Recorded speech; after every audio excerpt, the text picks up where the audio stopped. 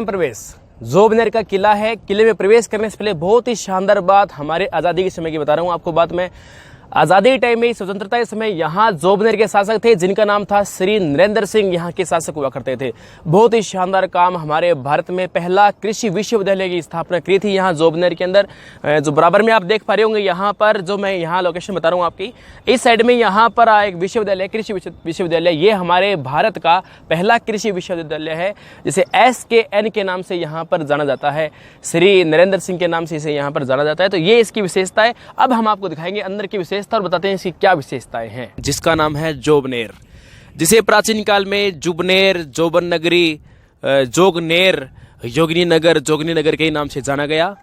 और प्राचीन काल में योगिनी नगर के नाम से फेमस वर्तमान में जोबनेर कहलाता है। जिस किले में आज हम खड़े हैं, छोटा सा एक दुर्ग है। ये दो क्षेत्रों की सीमाओं पे बना हुआ था। दो सीमाएं कैसे? यदि प्राचीन काल की बात करें, स्पादलक्ष करके क्षेत्र था, चौहान साम्राज्य हुआ करता था। तो स्पादलक्ष में या चौहान साम्राज्य के अंदर ये एक सीमा प्रहरी क्षेत्र था। पूर्व से होने वाले कोई भी आक्रमण है तो उनकी निगरानी यहाँ से की जाती थी। एक सुरक्षा की दृष्टि से इसको बनाया गया था। आवासीय किला ये नहीं था।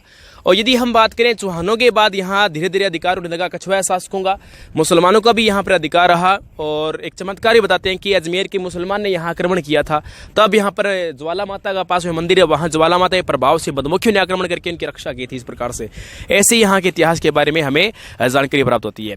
और इस किले के पूर्वी भाग में यहाँ पर सीमा लगती है जयपुर जिले की। और जयपुर जिले में भी एक शानदार केंद्र रहा है ये। और जयपुर जिले में सुरक्षा की दृष्टि से बनाया हुआ है, आवासीय किला नहीं है। और बाद में कछवाया शासकों का अधिकार यहाँ पर रहा। सिंहराज की यहाँ जानकारी मिलती है। 10वीं शताब्दी में सिंहराज जी ने यहाँ अच्छा कार्य करवाया। मंदिर जब बराबर में बताया था, वहाँ पर एक अभिलेख प्राप्त हुआ जिसपे एक जानकारी मिलती है कि सिंहराज ने यहाँ इस मंदिर वगैरह में जीर्णोद्धार करवाया था। कहीं न कहीं सिंहराज जी का इनका यहाँ योगदान था। बाद में कछवाया शासक जगमाल जी यहाँ पधारे। जगमाल जी का यहाँ अधिकार हुआ। जगमाल जी खानवा युद्ध के समकालीन थे। राणा सांगा और इब्राहिम लोदी की राणा सांगा और बाबर के मध्य होने वाला विशाल युद्ध 17 मार्च 1527 को होने वाला शानदार युद्ध, खानवा युद्ध में अपना योगदान दिया था। और इन्हीं जगमाल के पुत्र थे जिनका नाम था खंगार सिंह, और इन्हीं खंगारोत के नाम से जाना करते थे। और इन्हीं के खंगारोत के आधार पर ही यहाँ पर रहने वाले कछवाहा शासकों को खंगारोत कछवाहा के नाम से इन्हें उपाधि मिली थी। और ये बराबर में जो ज्वाला माता का मंदिर है, ये ज्वाला माता का मंदिर खंगारोत कछवाहों की कुल देवी कहलाती है। और आसपास में ये जो आप नगर देख रहे हो, जोबनेर नगर, इस नगर की इष्ट देवी, यहाँ की आराध्य देवी भी कौन सी देवी है? ये हमारी ज्वाला माता है। और इस शानदार, इस पावन भूमि पे हम पधार कर हम यहाँ आए, किले में प्रवेश करेंगे। और इस किले को लेकर हमारे साथ संतोष बिश्नोई आज हमारे साथ भी है। और इस किले के प्रति ये भी कुछ कहना चाहेंगे। इनके मन में भी काफ़ी देर से कुछ चल रहा है, कुछ विचार कर रहे हैं कि वे, तो सुनिए संतोष जी के शब्द, ये इस किले के बारे में कहना चाहते हैं, क्या कहेंगे ये? नमस्कार दोस्तों, मैं DP शर्मा के साथ आज राजस्थान के इस प्राचीन मंदिर में दर्शन करने के लिए आए थे। ये भव्य मंदिर है और स्थापत्य कला की दृष्टि से देखें तो एक बेहतरीन नमूना है। और ये इस मंदिर के पश्चिम में एक किला बना हुआ है। इस किले के बारे में सब कुछ आपको पहले से ही सर ने बता दिया है। इस किले में जो आधारभूत सुविधाएं हैं वो बनी हुई है। जैसे पानी का यदि हम टैंक की बात करें तो वो भी बना हुआ है। अंदर जा कर के देखें तो शिव जी का मंदिर बना हुआ है।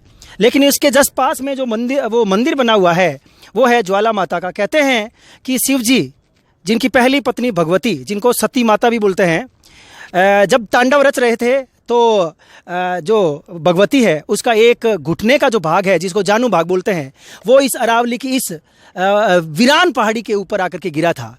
और आगे चल कर के इस क्षेत्र को यहाँ के चौहान राजाओं ने बसाया। और यहाँ पर दूर दूर से लोग माता जी के दर्शन करने के लिए आते हैं। ये भव्य मंदिर है। और यहाँ पर जो अभिलेख सर ने आपको बताया, ये बिल्कुल सही बात है कि यहाँ पर सिंहराज के द्वारा जो अभिलेख बनाया गया है, उस अभिलेख पर कुछ लिखा हुआ है, बट धुंधला होने के कारण उसमें कुछ दिखाई नहीं दे रहा।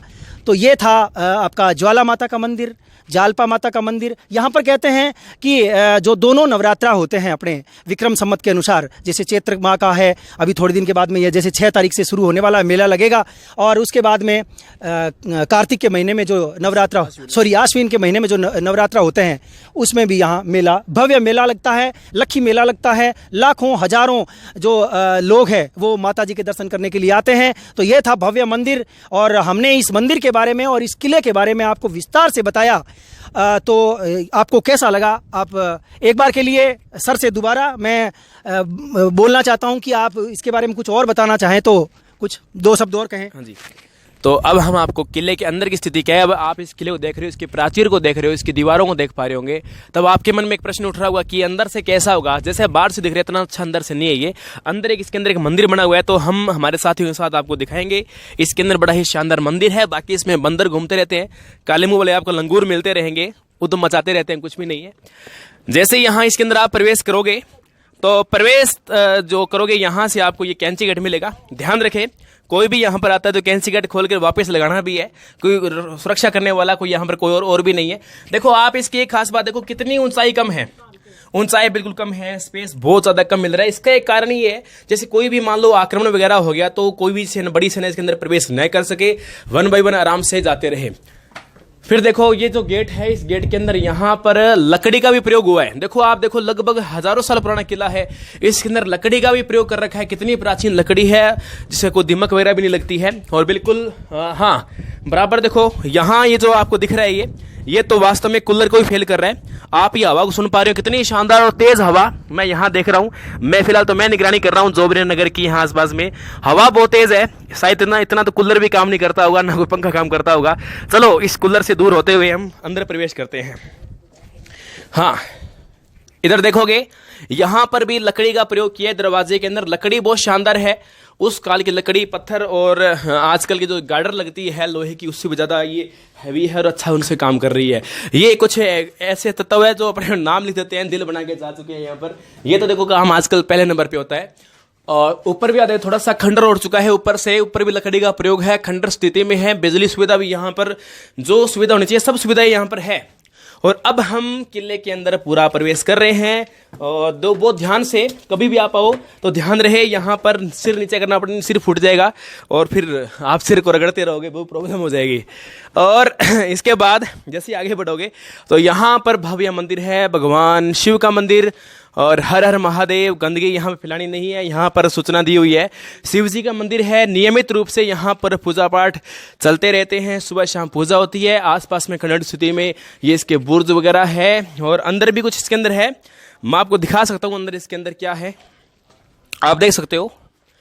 जैसे ही अंदर जाएंगे तो यहाँ पर खंडर स्थिति में सब कुछ पड़ा हुआ है। इसके अंदर भी देखो आप, लकड़ी का प्रयोग किया हुआ है, आप देख सकते हो आपके सामने वही की वो लकड़ी है, कोई इसमें परिवर्तन नहीं हुआ है। देखो सील है, देखो खंडर स्थिति में आपके सामने चट्टानें टूटी हुई है, देखो इसकी पट्टियां टूटी हुई है, और ये सारा खंडर स्थिति में नीचे आप देखो टूटा फूटा पड़ा है। तो ऐसी इसकी स्थिति है। चलो हम किले से अब बाहर निकलते हैं। किले से बाहर निकलकर आगे की ओर दिखाएंगे। इधर ये शिव जी का मंदिर, कुछ लोग और भी यहाँ हल्के फुल्के आसपास के लोकल लोग घूम रहे हैं। अच्छा, अब हम मंदिर के सामने पहुंच चुके हैं, मंदिर के पास। अब संतोष जी कुछ और आपसे बताना चाहते हैं, आपको बताएंगे इस मंदिर के बारे में, और इस दुर्ग के अंदर आने के बाद इनकी क्या फीलिंग है और क्या शब्द आप वो कहना चाहेंगे, ये आपको अपने शब्दों के माध्यम से, और राजभाषा के बड़े ही ये चहेते हैं, बताएंगे आपको। बताइए। इस मंदिर पे सीढ़ियाँ मैं गिन नहीं पाया, लेकिन थकान काफ़ी ज़्यादा है। दोपहर का टाइम है, लगभग 12 बज चुके हैं। पानी यहाँ सुविधा है, बट वो बहुत गहरा कुंड बना हुआ है, पानी हम पी नहीं पाए। फिर भी आप लोगों के लिए इस किले के बारे में जो जानकारी हम देना चाहते थे, वो पूरी की पूरी जानकारी आपको दे रहे हैं, ताकि आपको ज़्यादा से ज़्यादा आपका जो ज्ञान है, नॉलेज है, वो बढ़ सके। वर्तमान में हम शिव जी के मंदिर में यहाँ सीढ़ियों पर बैठे हुए हैं। ज़्यादा बड़ा तो नहीं है मंदिर, लेकिन फिर भी आस्था का प्रतीक तो आस्था का प्रतीक ही होता है। और यहाँ एक पेड़ तो ज़्यादा छांव तो बेचारा नहीं, दादी के समय यानी 1947 को यहाँ पर खंगारोत शाखा के जो शासक थे श्री नरेंद्र, जिन्होंने इस एग्रीकल्चर महाविद्यालय का निर्माण करवाया था। यानी हमारे देश का पहला महाविद्यालय करण नरेंद्र जोबनेर विश्व महाविद्यालय है।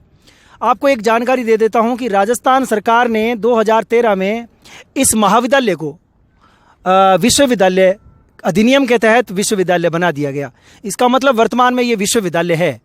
और 2013 में इस विश्वविद्यालय के साथ साथ कोटा में और जोधपुर में भी 2 और विश्वविद्यालय स्थापित किए गए थे। तो ये था जोबनेर का श्री कर्ण नरेंद्र एग्रीकल्चर